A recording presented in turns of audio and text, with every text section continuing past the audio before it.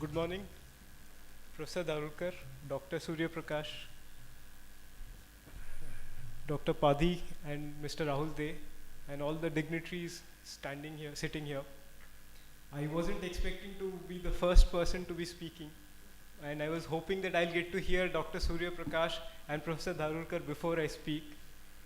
Uh, Interestingly, I've had a career slightly similar but not as distinguished as Dr. Surya Prakash, and he used to be the editor here for Asia Times, a position that I hold now, and we've worked in similar organizations. But as I said, my career has not been as illustrious as his, so I do not think I'll achieve the same kind of laurels that he has achieved. But that said, I'll try and how much time? 15 minutes. So I have about 15 minutes, and I'll try and give you a short history of communication and electoral politics as I have understood it. And then I'll also try and map it to my journey as a journalist, which started a few years after India liberalized its economy, and how electoral politics has impacted the issue of development and how communication has played a role in this. I passed out of Pune University with a postgraduate degree in journalism in 1995 when I came upon a book by a well-known journalist and slightly controversial journalist called Mr. P. Sainath, and he had written a book based on a fellowship that he had got called Everybody Loves a Good Drought. I don't know how many of you have read that book, but that book left a fairly deep impression on me in terms of that how do we understand development, and what seems like development may not be exactly development as what is important for us in a country like India. And I remember a story there about a cow which was introduced as a foreign high-yielding breed to India. And what that cow achieved was that it achieved to finish whatever cow breeds were available in India who were much better at yielding milk, but could not produce any drop of milk on its own. And that really brought the whole idea of development and how we follow certain kind of procedures, we follow certain kind of concepts, etc. And you might hear about something similar when it comes to agriculture, the kind of foods that we grow, the kind of foods that we eat. And as we discover that what is healthy food, what is supposed to be a superfood, there seems to be a measure where we are forgetting what used to be traditionally good foods and healthy foods while we move towards adopting foreign and Western kind of paradigms. So, what is important to us today, and how do we look at our history? History is always contested. History is always looked at as which government is in power and how they view history, and that is the kind of history that is given to us. But if you go back to 1947 and the kind of challenges that India emerged with, India was emerging from colonial power. It was completely ravaged, its economy was destroyed, and if you do calculations now, it was in trillions and trillions of dollars, the kind of money that was sucked out of India, and whatever was left was completely broken. And India was also traumatized. Following the divide and rule policy, India had to also go through a very horrific partition and see the country being divided. Now, these are very, very difficult challenges for any nation which is born, and very few countries have managed to survive these kind of challenges when they are declared independent. But for us, it is a great tribute to our founding fathers there that not only did we survive as a democracy, we also became a constitutional democracy, and what we have achieved is extremely, extremely laudable. But where are the problems as far as development is concerned, and how do we view development? So I'll structure this talk first in understanding what is development, how they have impacted electoral politics, and what is the current debates that we are looking at, and where has the economy played a role in this. I think one of the first challenges that we had to face was the issue of land reforms. And if you look at the kind of land reforms that were envisaged, which is that so we were a very populous nation, but the land, which was the prime source of economy, which was the prime source of earning, never came to as many people because of the lack of land reforms. And a few states were successful in managing to usher in land reforms, but most states could not push through land reforms. And you see a direct relationship to that in politics as well. So while there was a certain kind of elite who had dominated politics post 47, many of those structural elites continued to dominate politics in that time. So you see a structure of caste, you see a domination of a certain kind of people in the north, etc., who continue to dominate the politics of that time. So the relationship between development, which could have meant land reforms, really did not have as much of an impact as it should have on electoral politics. And what we call the circulation of elites from a colonial power to a independent nation, that did not change dramatically, and it continued to have the same kind of elites, both political and economic and cultural, who continued to dominate in electoral politics.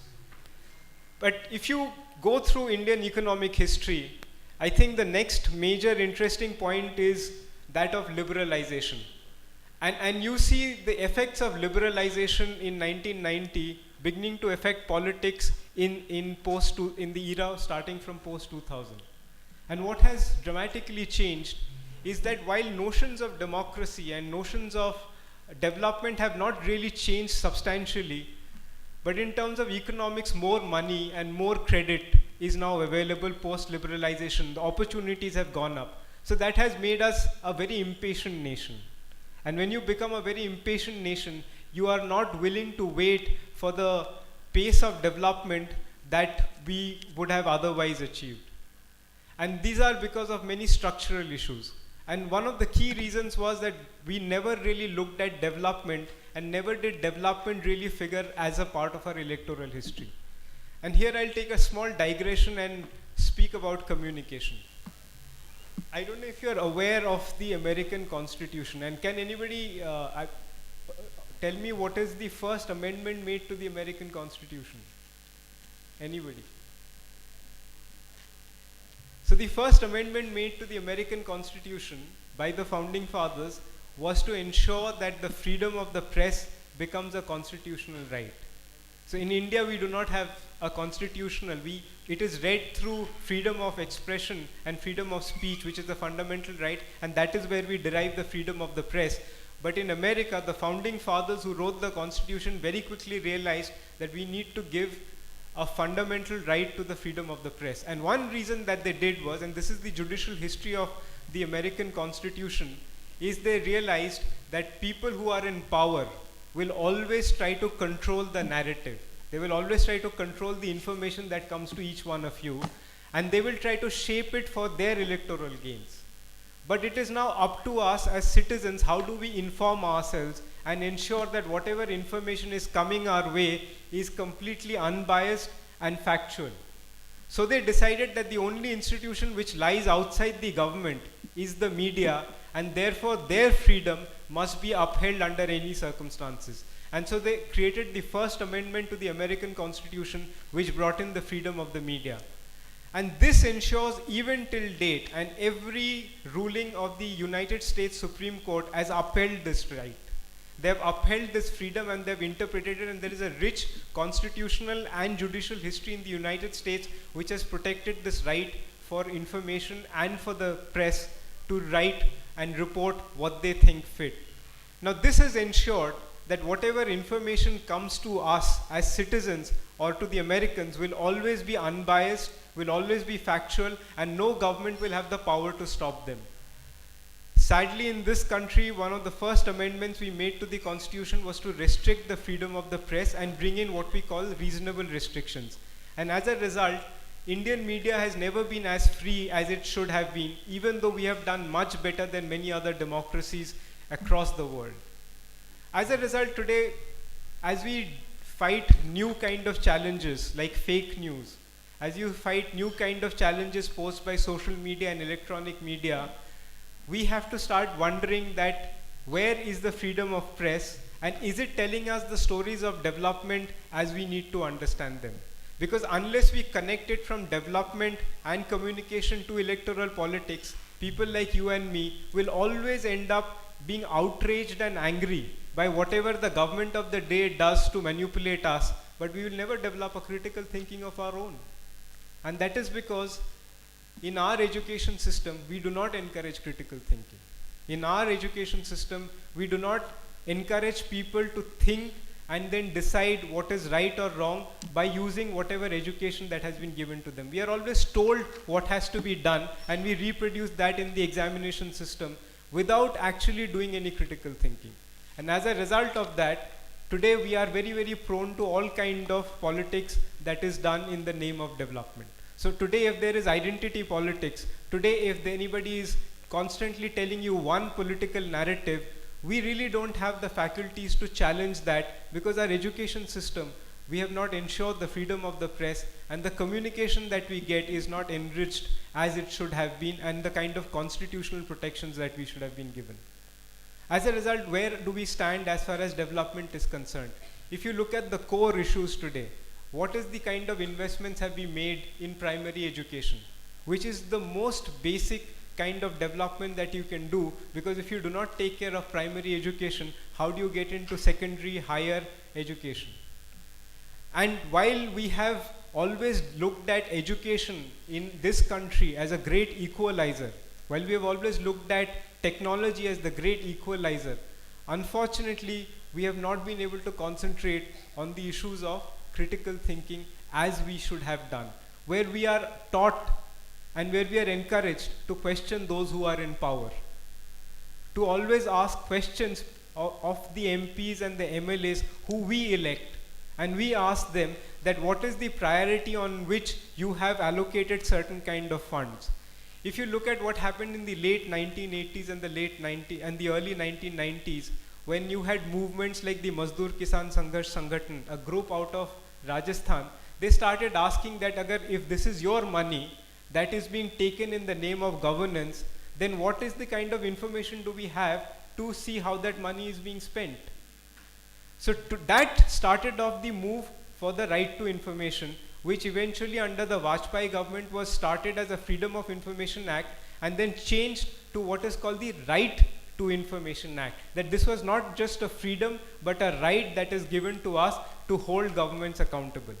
So today, if we have to understand how development is, we also have to bring in an institutional, not only accountability, but also transparency to ensure that whatever development takes place is not only good for us, but more important, is good for our future generations.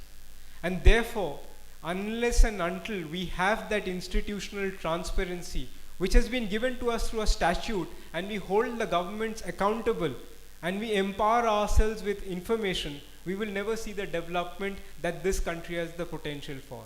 You and I will always be swayed by the latest outrage of the day. And we live in what is called, and what a great guru of communication called Marshall McLuhan, in the early 1960s, he had written a book called Understanding Media, where he had mentioned that the speed at which information travels from the governor to the governed, which is to the citizens, and how it flows back, will influence politics and will influence policies and decisions. So we are constantly living in the age of information today, where whatever comes out on social media, whatever comes on panel discussions at night on television channels is exciting us, it is outraging us, it is making us angry. But is it making us ask the right questions? Are governments doing what needs to be done? Is education being driven by ideological means, or is it being driven as a modern means to make this country more progressive? Is economics being handled in a way where most of us have more jobs and more opportunities? Is agricultural policies are being handled in a manner where farmers who have since 1947 struggled to make money, are they being taken care of? And if you don't ask these basic questions, what kind of development will India get in the next 100 years? So with that, I end my thoughts, and I wish all of you the very best. Thank you so much.